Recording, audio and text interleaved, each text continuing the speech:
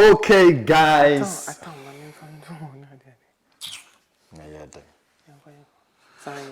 Okay, guys. What's this? Mami aminye. Me said that cap brofu na de na fi na o me see brofu be no.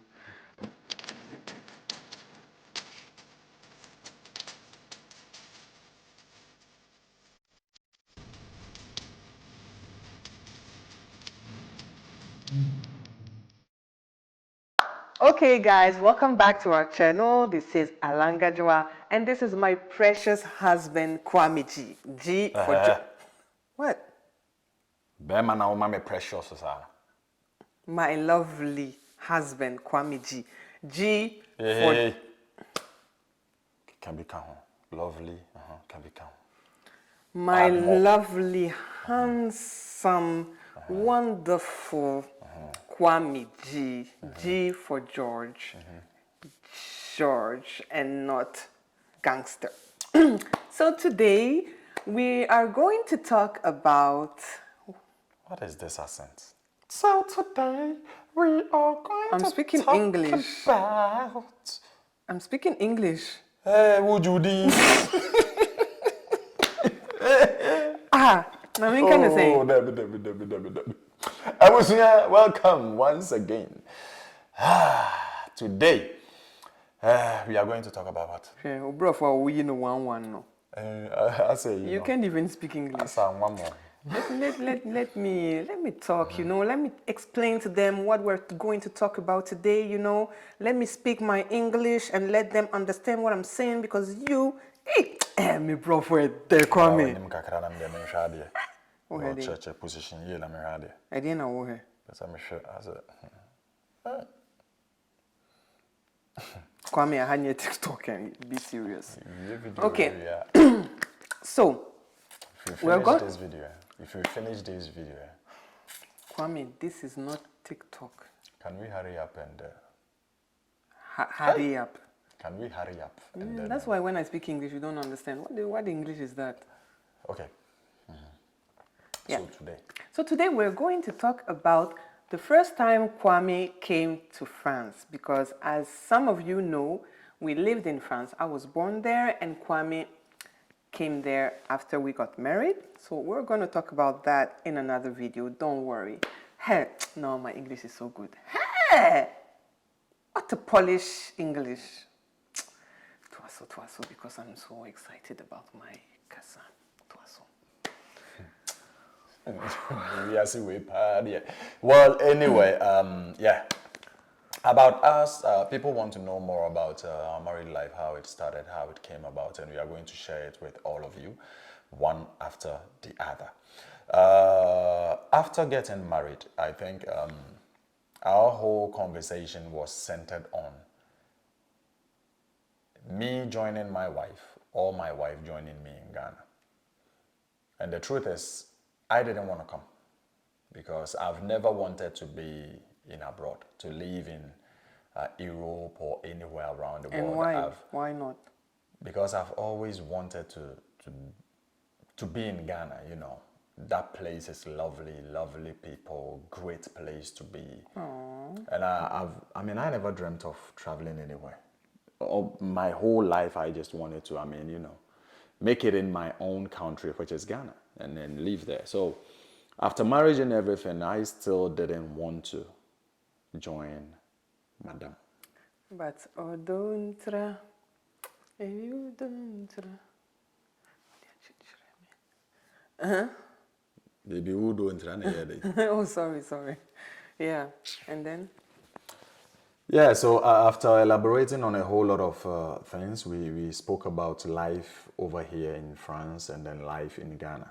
And after talking, we came to a conclusion that Madame was actually born in France and coming to live in Ghana will be another situation altogether. Adaptation, coming to adapt to the system, knowing the system, how to do things and stuff like that was going to even drive. Even drive around. Able to drive in Ghana? That's something that scares her all the time. Driving in Ghana, and she's decided never to hold any car.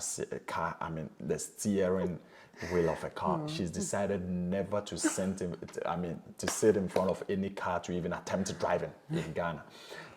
By saying that, it doesn't mean that Ghanaians don't drive well or something like that. But if you know about how France is when it comes to driving and stuff like that, and you compare it to Africa, especially Ghana, you know that there is a big difference. I mean, we all have our culture and ways of doing things, and I think in Ghana it is much more harsh. So she has always been afraid of it. So driving was another issue as well, and the fear. I mean, when it comes to hospitals and stuff like that. And after considering, I said, okay, fine. I will rather join you there because we cannot be married whilst you live there and I live here. Pemio? Yeah. There's a ultimate long distance relationship. Quite Pemi. Yeah, so then after that. So after that, yeah, I got my ticket. And let me tell you one funny thing. I think about 2 days before, I'm going to say something that's going to remind her of something. 2 days before I will go for my flight that was in Accra, and Madam was like, I'll be coming with you with my friend Mepacho. I'll be coming to pick you up with my friend Mepacho. I'm from Kofru plane. I was like, me can't my dreams. You crossing the I will say. You know, and yeah, so I set off and then all the way to Marseille, France. And she came to pick me up with a friend of hers, Olivia, wonderful sister. And then, you know, it was nice, you know, I was just in the car, we came home and everything. And then the next day, that's where the whole thing began, you know. the next, why are you laughing? You know what I'm going to say. You see? Hey, talk good about my country and my city and my hood. Don't criticize my hood. And then the next day, you said, okay, let's go to the market and let me find myself 1 or 2 things. I mean, equip myself for the winter. That is already setting in. We got out, walked for about 5 minutes, and I had my shoes in the poops of a dog. And this one, I am sure it was not an ordinary dog, a very big dog, because the poops, the print.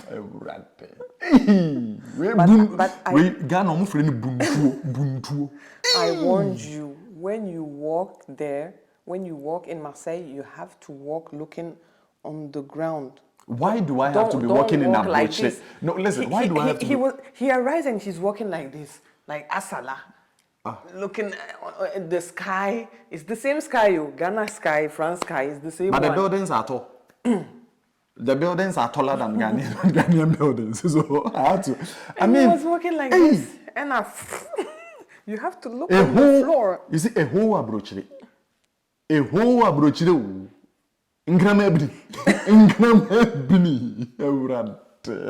Hey! I feel tongue and say, oh, I'm an day. Me wa Ghana cry.